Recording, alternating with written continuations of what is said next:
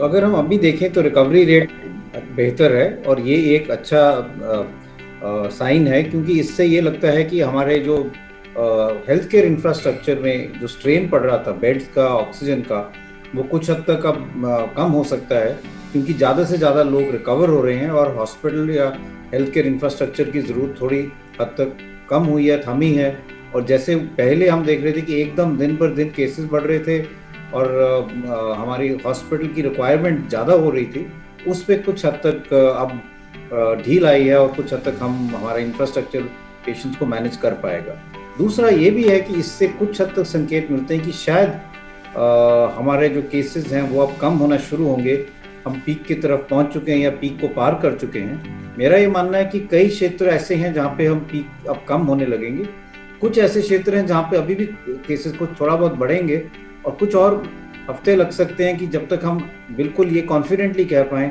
कि हम इस जो सेकेंड वेव है उससे अब हम बाहर निकल रहे हैं। तो इन राज्यों में जहाँ पे अभी भी हमारा डेथ रेट ज़्यादा है या जो हम कहते हैं पॉजिटिविटी रेट ज़्यादा है, ना कि ज़्यादा लोग वहाँ पे पॉजिटिव हो रहे हैं, 10% से ज़्यादा लोग टेस्ट में पॉजिटिव आ रहे हैं, उस क्षेत्र में लॉकडाउन करना बहुत ज़रूरी है। साथ साथ हमें ये देखना चाहिए कि लॉकडाउन इम्प्लीमेंट भी हो रहा है कि लोग बाहर नहीं जा रहे, घर पे ही रह रहे हैं और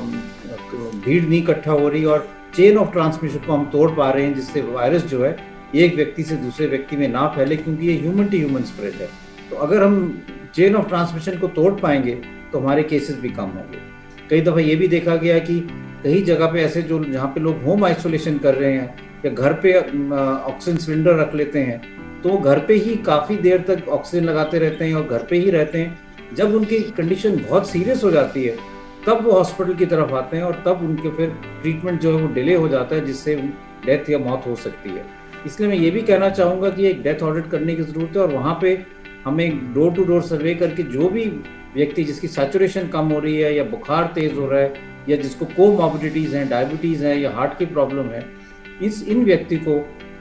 हॉस्पिटल में जल्दी एडमिट करना चाहिए। घर पे ज़्यादा देर ना रहें, क्योंकि घर पे अगर वो ज़्यादा देर रहेंगे और एकदम डिटीरिएट कर जाएंगे तो फिर उनको जो ट्रीटमेंट है वो डिले हो सकता है। ये भी बहुत ज़रूरी है, क्योंकि हमें केसेस तो कम करने हैं पर अपना डेथ रेट भी कम करना है। जितनी ज़्यादा लोगों की हम जान बचा पाएँ वो पूरी कोशिश करनी चाहिए।